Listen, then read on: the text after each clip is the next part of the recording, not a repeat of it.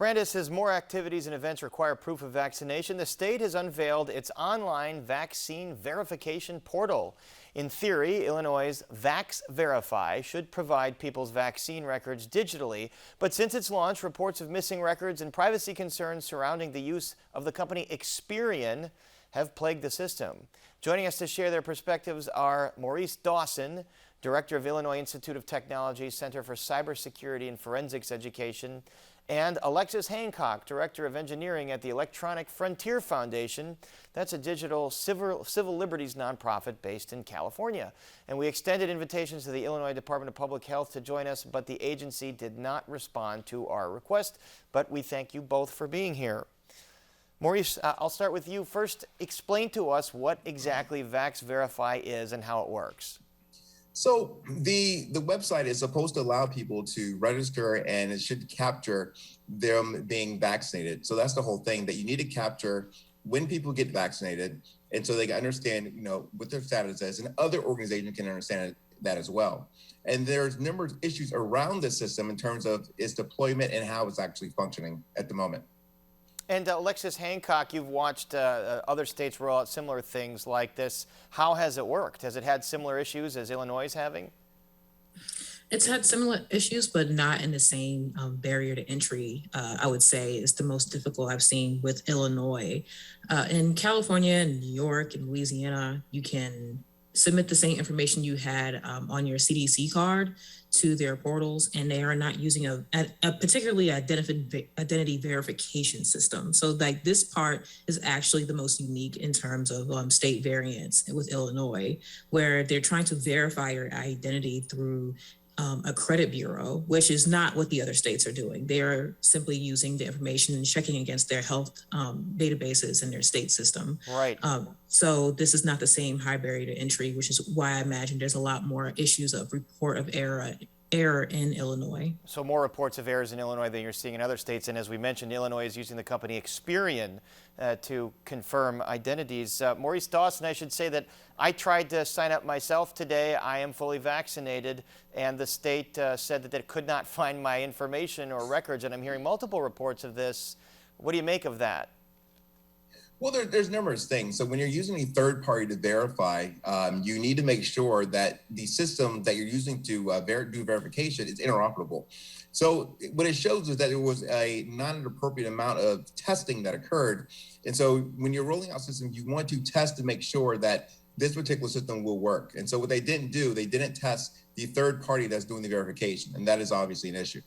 Experian we're talking about. And Alexis, that company has had well-publicized problems with hacking, millions of people getting their identities hacked. Should folks in Illinois be concerned about that if they're going to sign up for this Vax Verify? Well, I believe that was Equifax a few years ago that had that big data breach, but Experian and TransUnion, they often have dynamic data that gets updated on a month-to-month basis with different people's information, right? So the information is very volatile. So using that database to check someone's identity, I wouldn't recommend. Also, a lot of COVID-based scams have happened to people. And if you go on the Experian site, you will see that Experian themselves recommended that if you aren't applying for a major credit card or are looking somewhere where they do a hard credit check, you freeze your credit. And with the Vax Verify system, you actually had to unfreeze your credit first to actually use the Experian verification system within Vax Verify with Illinois. So how many people will turn this back on or remember to turn it back on with credit freezing after they unfreeze it? What type of process would that look like in terms of actually being able to protect users, that gap of time of not being able to really monitor their credit? I am not quite sure what the effects of that would be. So that was my main concern there, especially since there's so much phishing scams and everything with COVID-19 and the way people and hackers have been targeting people. So another a barrier to entry there that you mentioned. Maurice, the other thing about Vax Verify, they ask for your Social Security. You don't have to give it, but they do ask for your address. So should folks be concerned about hacking or potential of hacking? Well, I think it's more than a potential of hacking. So if you have to verify your address, you have to verify your address. The item is that you can also find that information on a public data website. You've purchased a house or something like that, that's going to be available as well. So if they're able to take data from two separate data points, they can actually verify, oh, this is where Maurice lives. This is the address he has on file on Vax Verify, and this is a potential target. So that is something as well. So when you're able to do a link analysis, check more than one source to verify it's real, then that becomes an issue. But I think the bigger issue to discuss is not just the faulty system, but where this actual database resides and how the state and this third party will have different security controls placed upon each other, which means that one is going to be more secure than other, and that leaves a weak point for actual nefarious actors to get entry to the system. To all questions that we haven't had answered from IDPH, Alexis Hancock, if you were advising your average Illinois resident, would you say just go with the card that you have or a cell phone picture of your card, because most establishments say that's just fine, as opposed to registering online with Vax Verify?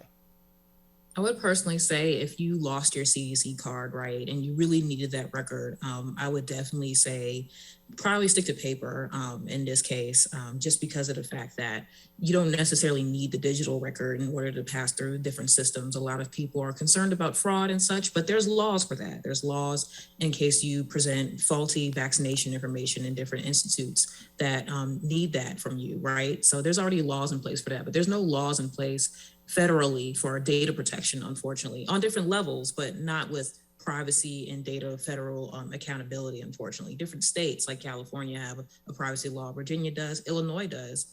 But in terms of actual blanket security, I would just say probably go the paper route because of the fact that the system has been, the verification process seems unneeded to me and unnecessary. And they should have put the barrier to entry lower to actually access your digital record in the first place and made it a little easier for folks to access that. All right, a lot of things for folks to think about. And our thanks now to Maurice Dawson and Alexis Hancock. Thanks so much.